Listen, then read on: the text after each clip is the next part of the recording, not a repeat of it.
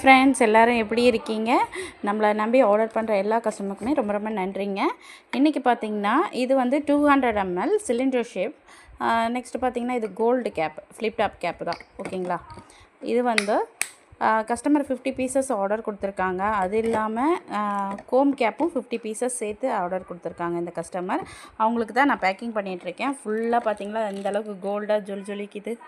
So இதுவே பார்க்கும்போது நம்மளுக்கே ஹாப்பியாக இருக்கும், இந்த மாதிரி கோல்டு பேக்கிங் பண்ணும்போது மட்டும். ஏன்னா அது பார்க்கவே ரொம்ப ப்ரிட்டியாகவும் இருக்கும்.